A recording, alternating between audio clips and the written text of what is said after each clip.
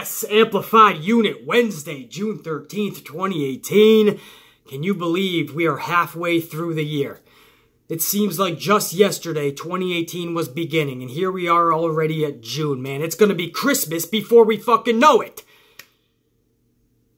It's true what they say, the older you get, the years just start fucking ticking by, man, flying by. Unreal, dude, and I'm tired as fuck because I spent my night last night following a raccoon trying to make it up a building in Minnesota. That's right, can't make this shit up because social media got me again, right? It's around midnight last night. I decided to check Twitter for something and I see the trends. I should know by now not to click on the trends because I know I'm going to click on most of those trends. But I just said, you know what, fuck it. If nothing appeals to me, I'm just going to check what the top 10 trends are and then I'm out. Right? Maybe I'll try to get an early night's sleep. That'd be nice, right? This was around midnight, little past. And I see that trending at number 2 is a fucking raccoon. So obviously I have to click on why a raccoon is trending number 2 around the world. So sure enough, I click this motherfucker and there goes my fucking night because I find out this raccoon is scaling a building. I'm talking about a tower, not just a little building, a tower in Minnesota. And when I tuned into this was a little past midnight. He was on the 23rd story of this motherfucker. And now I'm heavily invested, right? There's thousands of people that were viewing beforehand. There's thousands of more people like me that are just tuning in. And collectively, thousands upon thousands of people around the world are coming together, heavily invested into a raccoon. And we're all we're all talking to each other like we know each other. Like, how's he gonna get food? When's the last time he had water? Can he get to the roof? What happens when he gets to the roof? Where's the fire department? Can we set up some netting? Can we set up mats down below? Can we set up traps on the roof that'll at least collect him and then we can relocate him? All these fucking questions when the biggest question is, why are all of us heavily invested this much into that raccoon? A raccoon!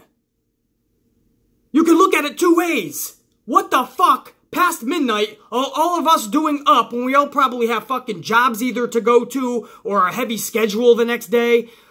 Or no matter what you have, you should be fucking sleeping. And we are on pins and needles, man. So over the top emotional to make sure this raccoon gets it to safety. So you can look at it like, what the fuck are we all doing? And then you can look at it at humanity at its best, right? That we're willing to be that invested into not just an animal, but a raccoon. I've said it from day one. I love animals more than I do people. It's just my DNA. It's who I am. Some people are people, person, people. Some people are that type of person. Some people are not. Now, I know you would never believe that because you see these videos and I got the gift to gab, right? I get fucking amplified and I can talk like no tomorrow, right? That's the Italian in me maybe, right? But I can shoot the shit with you all day long, twice on Sunday. I can do that no problem. That doesn't mean I'm a people person though.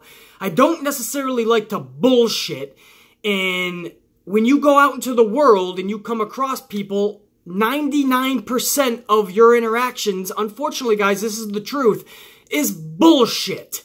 Unless you're spending it with close family and close friends. Notice how I said close family, close friends. Because just because you're family with somebody or just because you have friends, and I use that loosely, most of them are acquaintances, just because you have all of them doesn't mean you're gonna not bullshit with them because, again, it's not a close relationship. So unless you're with people that you do have a close relationship with, you're going to bullshit. I cannot stand bullshitting. So I love fucking animals because animals don't bullshit. They look at you with those eyes and you know exactly what they're thinking and what they need. And there's no bullshit in them. You know when they're pissed. You know when they're happy. You know when they need to fucking eat, you know when they need to fucking shit. It's all good with fucking animals, man. So it was really cool to see all of us come together, not just for a fucking dog or a cat or a fucking horse, but a raccoon. So yes, I was heavily invested into this raccoon. I somehow dozed off to sleep maybe around 3 a.m., some shit. By that point, he was scaling down the building. And then he got tired, so he found safety in one of the little window huts.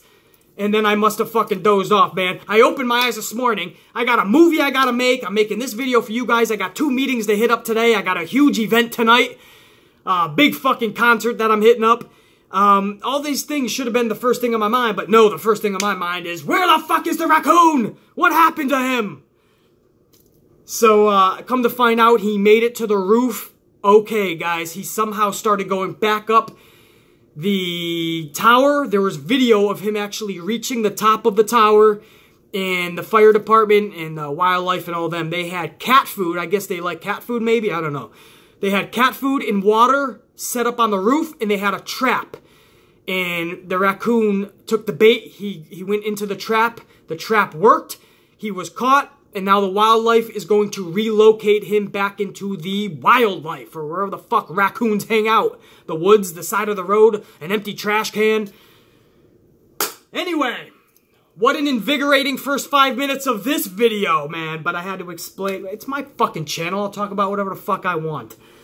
And that was my fucking night, man. But anybody who wants to follow that raccoon or know what the fuck I'm talking about, I don't know. Type in raccoon tower, Minnesota, right? Maybe it'll pop up. But that was the story a lot of us were following last night. And that's why I apologize. There was a moral to this story, guys. If I seem a little bit fucking tired in this video, which maybe it doesn't, because now I'm getting more and more amplified as I fucking go. But if I do, that's why. I was following a fucking raccoon all night.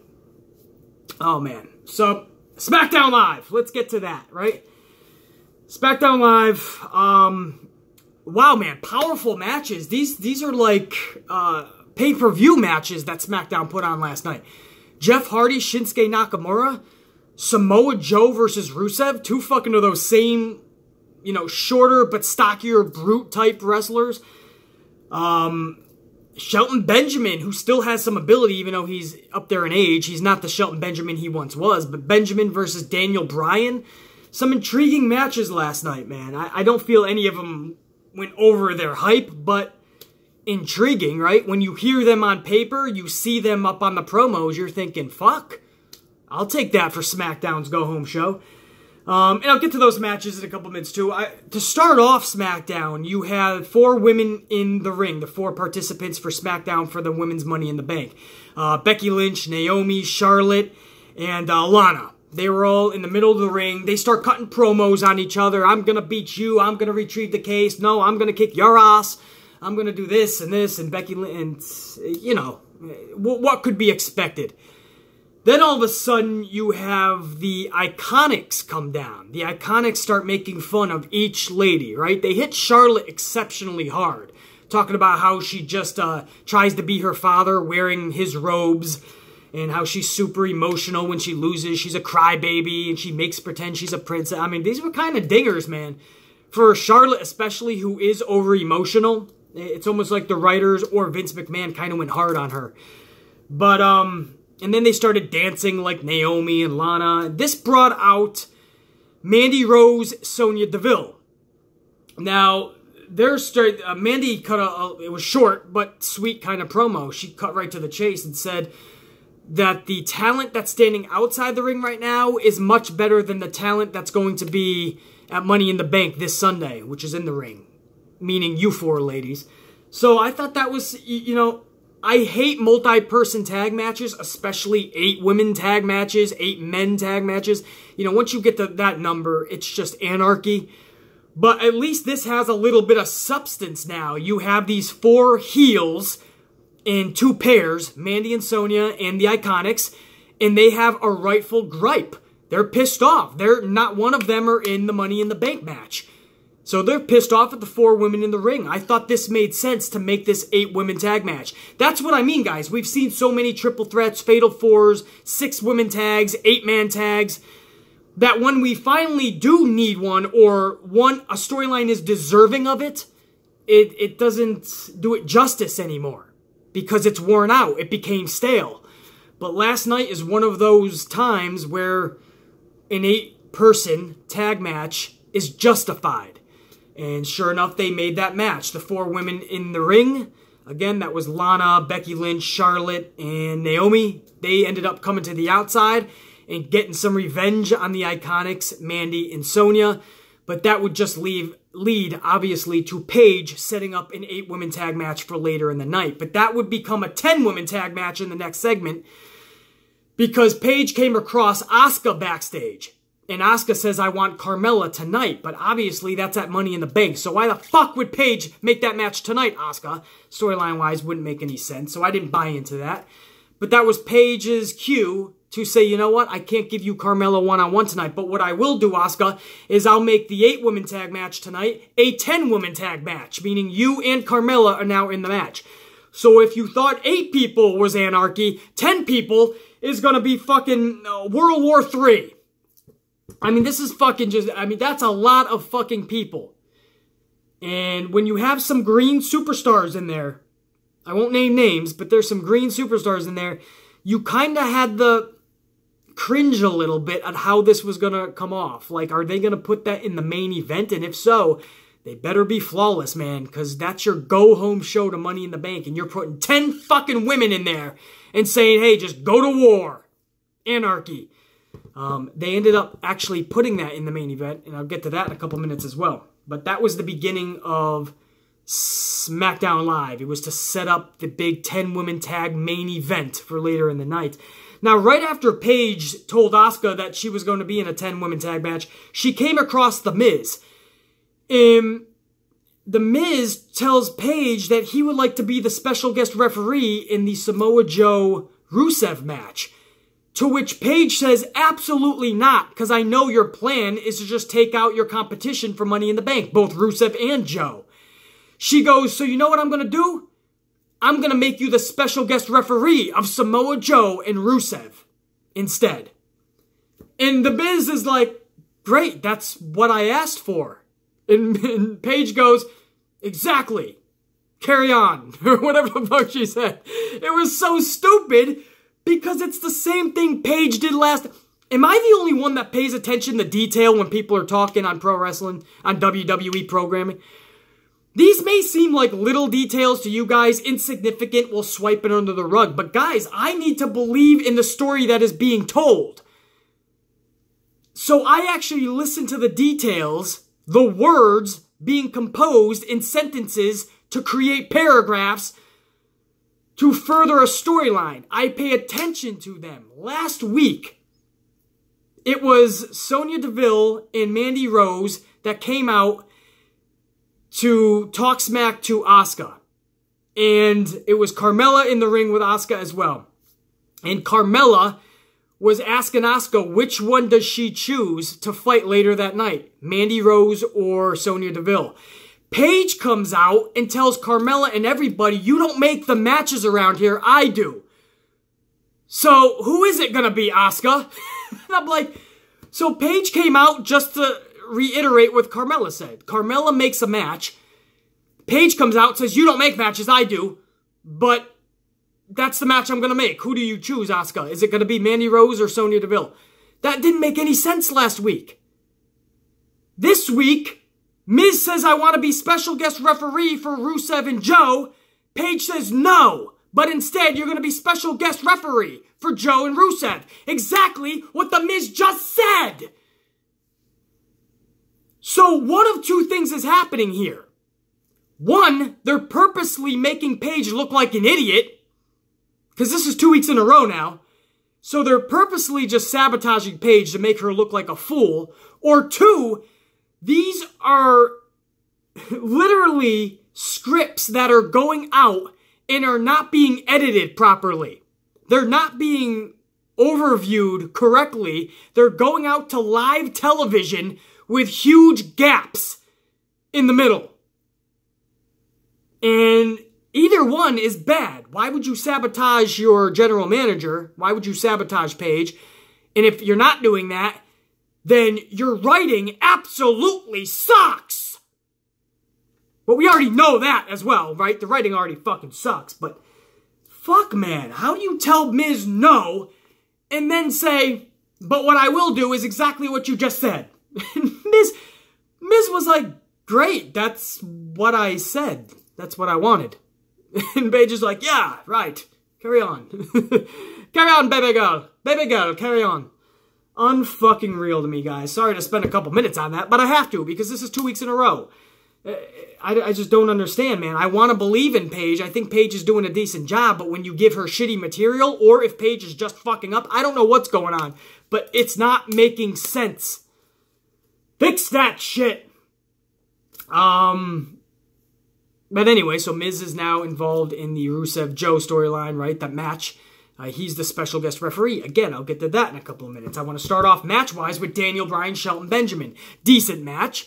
If Benjamin was back in his prime, this match would be off the fucking chart. Daniel Bryan's still getting his groove back too, right? Stella's getting her groove back. Daniel Bryan, you could see he's coming around, man. It's almost like the Daniel Bryan of old. Few more weeks, maybe another month, we'll start seeing Daniel Bryan fucking primed and ready again. So, decent match, though. Nothing bad. This was to show Daniel Bryan is ready for Big Cass this upcoming Sunday at Money in the Bank. Big Cass, by the way, cut a little promo backstage, too, about height requirements and how he's 7 feet tall and Daniel Bryan's a midget and he's going to beat the fuck out of him and all that shit. So, typical Big Cass as of late. Big Cass is nursing an injury, too, guys, so they're keeping him off wrestling on TV. That's why you're seeing him a lot more backstage segments just talking. But Daniel Bryan, again, picks up a win over Shelton Benjamin. And again, what was a decent match. Jerry Lawler ends up interviewing AJ Styles. Now, this was awkward as fuck because it was literally like 2 minutes long. AJ Styles just says, I'm walking into Money in the Bank the champ, and I'm walking out Money in the Bank as the champion. And that was it. Jerry Lawler goes, AJ Styles! Everybody. And people are like, yeah, what the fuck? Never went to the ring. He was up at the staging area, which, again, I like, guys, because it's old school for me. It brings me back to those 1980s. As I said last week, guys, I love that shit. It was the old platform where Mean Gene Okerlund used to interview Hulk Hogan, Randy Savage, Warrior, Ric Flair, Undertaker, all of them motherfuckers. So I do like that, but wow, to have that segment just be a 2 minute, I'm walking in, I'm walking out as champion. Ladies and gentlemen, AJ Styles. I was like, what the fuck? That was it? I'm waiting for Shinsuke to come out and attack him or something.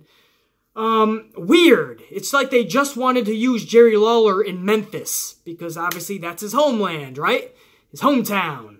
And it's almost like they just wanted to use him. It was a last minute thing. Okay, let's have him go out there and just say a couple of words to AJ Styles, or we'll have AJ Styles say a couple of words back. We'll call it a segment. To bring him out into the arena for that, AJ Styles, it was so awkward to me. That is something you usually do right backstage with Renee Young. If it's only going to be a 2 minute, I'm walking in, champ, I'm walking out. If that's the message and it's only 2 minutes, keep it backstage! Waste my fucking time with that bullshit. That didn't further anything for me. That didn't get me any more fucking hyped for Money in the Bank. I mean, I'm hyped for the match as it is, but that didn't get me any more over the top, man. Renee could have just kept that backstage, man. Or have Lawler just cut that backstage. Fucking A. Anyway, let's get right to Samoa Joe versus Rusev. This is Miz, special guest referee. I just like the look, the visuals of this. Again, those stocky, brute type, brawler type wrestlers, man. Samoa Joe and Rusev. Two fucking war hogs just colliding. I liked it. I think they could do so much better, man. If this was like a pay-per-view and you take out The Miz, I think they would really just collide. You'd see the best of these two. But you have television, obviously. You throw in commercials. It's kind of gimmicky. You're playing to all the fucking cameras. You've got fucking The Miz right in the middle as the referee. So it could have been better, but it wasn't. But hey, man, for the first time, just like Daniel Bryan and Benjamin, at least decent, right? And this was, at the end of this, The Miz was laying his hands kind of on Samoa Joe, pointing his finger into his chest. Samoa Joe grabs The Miz's finger, brings The Miz to his knees. And when Joe goes to turn around, Machka kick from Rusev. One kick, flat on the ground, 1, 2, 3, pinned Samoa Joe. Rusev picks up the win. I don't see a lot of interference from The Miz here. It wasn't that much of a distraction. Samoa Joe's the one that went out of his way, grabbed The Miz's finger, and brought him to his knees. So all Rusev was doing was throwing his Machka kick. So Rusev, in my opinion, wins fair and square in simplistic fashion over Samoa fucking Joe. But what this tells me, guys, is that Rusev will not be winning Money in the Bank this Sunday. because he got the win over Joe. And because Joe took that clean loss, I stick with my earlier prediction that I already told you guys. I see Samoa Joe walking out with that briefcase. Now, after the match, Rusev, or Aiden English, grabbed the ladder, gave it over to Rusev. Rusev smashes Samoa Joe with the ladder. Samoa Joe goes rolling out of the ring. Rusev sets up the ladder. You think Rusev is going to, ascend the ladder and grab the briefcase like everybody else has done so you can get that visual of them holding up the briefcase. But instead, The Miz catches him before he goes up the ladder, and he does a skull-crushing finale. So The Miz ascends the ladder, and The Miz is the one standing tall last, man. He grabs the briefcase, and The Miz is the lasting visual that we have going into Money in the Bank as far as the briefcase goes. So Rusev gets the upper hand on Samoa Joe. The Miz gets the upper hand on Rusev. And that's where we end it, leading into Money in the Bank as far as the men's Money in the Bank match. So, a little bit of everything there. I liked it, I'm not going to lie. But could have been better, man. I would have liked to have seen these two entities, Joe and Rusev, collide without The Miz. Without any gimmicks and without something hanging over them this Sunday like Money in the Bank. Just two motherfucking brutes battling it out. So hopefully when they do meet down the road, we can just get them two at their best, just giving it their all. What else, guys? Shinsuke Nakamura took on Jeff Hardy last night. There's a fucking pay-per-view caliber match as well. Probably one of my matches of that was the match of the night for me, actually. Not saying too much, though, because I also felt Shinsuke and Jeff Hardy could have been a little better. Again, pay-per-view type matches on live TV, I'm not the biggest fan of. I'll take them. Makes the program better, right? Hypes it up a lot better. And if they can deliver on live TV, cool. But the pay-per-view for these type of matches is where they really shine the brightest. And I just didn't get that fully with Shinsuke and Hardy, but damn good match to the point where that was my match of the night. And at the end of this thing, I thought it ended brilliantly. I would have liked to have seen a clean winner, but I don't think this is the story that needed to be told. The story that needed to be told was told last night. And that was Jeff Hardy going for his maneuver when he was, what was it, the fucking twist of fate? Some shit he was going for. And he got spun around, and Nakamura gave him the low blow like he's been giving to AJ Styles. And this was a devastating low blow. And Jeff Hardy sold that like a champion too, man. Before he fell to the ground, he just like started going sideways for like 3 seconds, like, oh shit, like a fucking falling timber redwood tree that's slowly coming to a fall, man. That was Jeff Hardy after he got low blowed. Referee's like, what the fuck? Ring the bell. So we have a disqualification on Shinsuke. Jeff Hardy wins the match. So Jeff Hardy saves face, and Shinsuke continues to tell his story of that dastardly heel that will pull out all and any stops to be the last man standing, which is exactly what their match is this Sunday. His match with AJ Styles. So he didn't care that he got DQ'd. Jeff Hardy was down on the mat, back on the mat, out cold. It was Shinsuke that was standing tall last. So that's the story that he wanted to tell. That's the story that creative should have told. In fact, Shinsuke actually counted to 10 as well when Jeff Hardy was down, showing that this is what could happen to AJ Styles this Sunday. So the story was told beautifully, I'm not going to lie. This is something creative actually got right. So that was obviously good. The main event, as I said, was a 10-women tag schmaz match that I was originally cringing over, but it actually delivered. For what it was, all these ladies went in there and did fucking a good job. And you cannot ask for more, man. So for 10 women, for 10 men, it gets confusing and a clusterfuck, and it's a schmaz, and it's ugly, and it's cringeworthy. But with 10 women, and again, a few of them are still really green, that was good. That was good. Again, I just like Shinsuke and Jeff Hardy a bit more in the storytelling that was told afterwards. So that was my match of the night. If it wasn't for that 10-woman tag match, I liked it. I really did, man. And they were flying all over that place. Charlotte gave 2 moonsaults last night. 1, 2, I forgot who it was. Somebody got their knees up on Charlotte in the ring. But then a few minutes later, a bunch of women outside the ring. Charlotte goes up to the top, and she does a moonsault to the outside, man, and she flies like a 747. And right after that, like seconds after that, Naomi is up on the apron. She dives to the outside. So a lot of fast-paced, high-octane action with the fucking females. Brilliant. In the match ended with, who was it, guys? Asuka, I believe, right? It was Asuka tapping out Carmella. Of all the scenarios you could have done, you could have saved face so many ways. You could have had one of the Iconics or Mandy or Sonya just get a pinfall. They don't even have to tap out. It doesn't have to be too brutal for them. You know what I mean? Just a simplistic pinfall. No, they chose to go a tap out, and they chose to tap out the champion for the women of SmackDown, Carmella. So before I go into detail on this, so the winners, guys, was Naomi, Becky Lynch, Charlotte, Lana, and Asuka. They defeat the Iconics, Mandy, Sonya, and Carmella.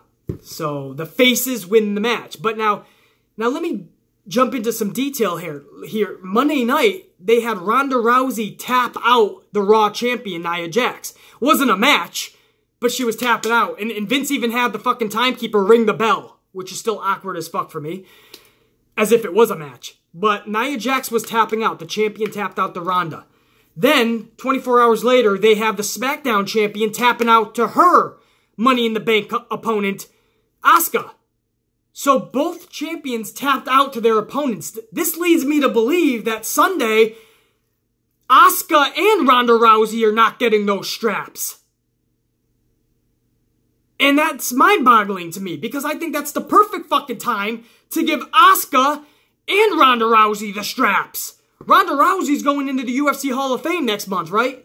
So, why not have her show up? Maybe not show up with the champion. I don't think UFC would allow that. But fucking have her proclaimed as the WWE Raw Women's Champion? Vince McMahon loves that type of publicity. I just don't understand. Or did they have them tap out and in 5 days, 4 days now, right? Thursday, Friday, 4 days now, they tap out again? Who knows, man? That's why they put on the show, right? We're all going to have to wait and see. But usually when one person loses the week before, it usually means that at the pay-per-view, the other person is going to win. We'll have to see how it goes. But, you know, maybe they want to hold off to SummerSlam to get these title victories. That would mean rematches, though, right? And don't forget, we have Extreme Rules first. So to get to SummerSlam, you have to go through another pay-per-view. So many questions. It's like the fucking raccoon last night, man. I have so many questions, man. But we'll see. The bottom line here, guys, is that was the go-home show. It ends with the faces. No, they weren't celebrating. The faces, aside from Asuka, you had Charlotte, Becky, Lana, and Naomi all staring at each other and then looking up to the briefcase high above. So we fade to black and SmackDown goes off the air. By the way, I want to make one quick note. The Miz segment, by the way. He opened the briefcase after he retrieved it. And there was a bunch of fucking just stacks of pancakes in the briefcase. And he's yelling, "Where's the contract? New Day! New Day!" And we cut to the back in the New Days. You got Big E with a fucking pancake, a whole bowl of pancake batter. He's cracking up. Xavier and Kofi are sharing the same shirt. They have like one arm apiece. They're sharing the same shirt and they're cracking up. I mean, when they're hilarious, man, and on their game, they are hilarious and on their game. That was actually funny, man. That was an LOL moment for the Amplified, man. I just wanted to send that out there because that actually was a funny moment last night. But again, we fade to black and end SmackDown with the SmackDown Women's Money in the Bank participants looking at each other and then looking up. Very concerned, but ready. I liked it. I liked it. And I am pumped for Money in the Bank. You guys know I've said it a million times. This is one of my favorite pay-per-views of the year. And this is something that I feel card-wise it's delivering, no doubt. On paper, this card is delivering. Is it going to deliver this Sunday? I feel the performers are going to go out and give it their all. All we need now is creative and booking. Vince McMahon especially to pay attention to detail, be creative, tell the stories that need to be told, listen to your fan base when telling these fucking stories, and this could be an epic show 4 nights away. And After that, guys, and again, just some of those matches, man. Last man standing, AJ and Shinsuke. Come on, man. 2 Money in the Bank matches. You got Seth Rollins and Elias, Asuka and Carmella, Ronda Rousey and Nia. It's a stacked card, man. If you are a Roman Reigns fan, you got him and Jinder, obviously. A couple of tag team championship matches, too. Stacked card. Then next month, we go into Extreme fucking Rules. Is this going to be a Dynamite Extreme Rules? Or is this going to be the little... the fucking little cowardly Extreme Rules that we've seen the last couple of years, where nothing at all is extreme? The whole event goes by and nothing's extreme at all. Or is it going to be badass? Are we going to see some fun, actual extreme shit? I don't care if it's a PG era. I don't care about the advertisers. If you're going to put on an event called Extreme Rules, go out of your way to make it something special. And then a month after that, obviously in August, SummerSlam, just 2 months away, is already here. So this Sunday starts what I call SummerSlam season. I, for one, definitely pumped for it, guys. Coffees and ass whoopings, you fucking know it. I'm going to a huge concert tonight. If you guys are on my Twitter or Instagram, I don't know which one, I'll post something. I'll let you guys know exactly where I'm headed tonight, man. It's fun. Couple of bands that I've been following since I was a little fucking kid, man, and I get to see them both in one fucking arena. I'm pumped. So, big night tonight for the Amplified Man. I will catch you guys tomorrow for Amplified Q&A. So if you have any questions for the Amplified Man, drop them down below. Send them over on Twitter, man. I won't be able to get to all of them, but I'll get to a lot of them. And again, I'll see you guys tomorrow for Amplified Q&A. Friday, I will see you guys for Amplified Booking of Money in the Bank. That's a video where I am going to book the entire Money in the Bank card from the first match to the main event and let you know if I was the head booker, how would I book it? How would I write this thing? So, a big week still to come. Maybe I'll even do... No, I'm not going to say it. I'm not going to say it. Maybe, well, if I do decide to do what I'm thinking, I'll let you guys know in tomorrow's video. I'm not going to tell you now. But I'll see you guys tomorrow, all right? You don't forget me. I won't forget you. The Amplified Man's cashing the fuck out. For now, check you.